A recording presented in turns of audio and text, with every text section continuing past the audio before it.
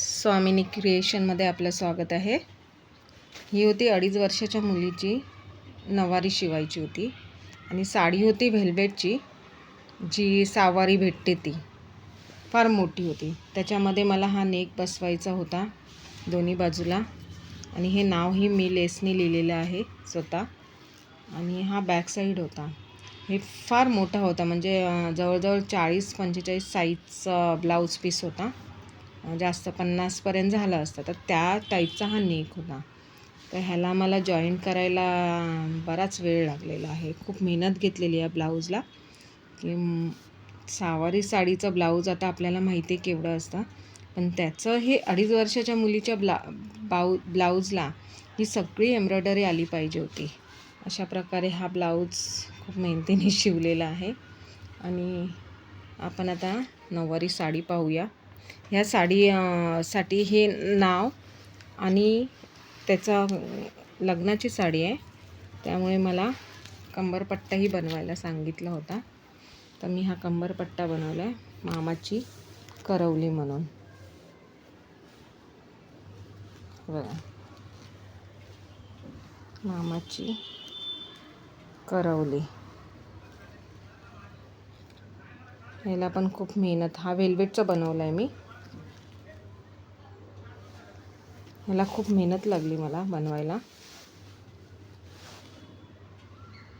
ही 2-2.5 वर्षाच्या मुलीची आहे आणि श्रीजा नाव पण मी लेसनेच लावलेलं आहे, शिवलेलं आहे. आता आपण साडी बघूया. ही नऊवारी साडी आहे शिवलेली, नऊवारी साडी, आणि हा पदर आहे तिचा. ही पण साडी आपली सहावारी साडी एवढीच मोठी होती, त्याचाच आपण हा बनवलेला आहे. हा पदर आहे आणि हा काष्टी साडी बनवली आहे नऊवारी. ही बघा, अशा टाईपचे ह्याला खाली बॉर्डर दिलेली आहे मी.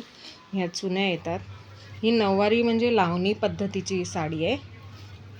हा पदर आपला असा येणार आहे आणि ह्याच्यावर हा कंबरपट्टा येणार इथे. खूप छान आहे. ह्याचा कलर आहे मरून नाही म्हणता येणार आपल्याला, ह्याचा कलर पर्पल कलर टाईप आहे वेल्वेट. आणि ह्याच्या 2 काष्टा दिलेल्या आहेत.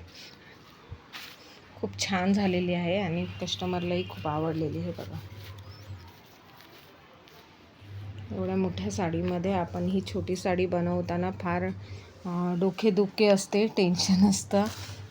9 ते 10 वर्षाच्या मुलीपर्यंत आपण व्यवस्थित बनवू शकतो, पण एकदमच छोट्या मुलीचं माप मला 2दा घ्यावं लागलं, कारण त्यांचं माप जवळजवळ परत आपल्याला समजत नसतं, कन्फ्युजन होतं असं. ही बॅक साईड आहे आणि ही फ्रंट साईड आहे. Okay, thank you. जर तुम्हालाही कोणाला अशी साडी बनवायची असेल तर 8 वर्षाच्या मुलीचे सहावारीमध्ये साडी येऊ शकते. तर मी राहते पनवेलला. माझा नंबर आहे 9324176173. 9324176173. थँक्यू.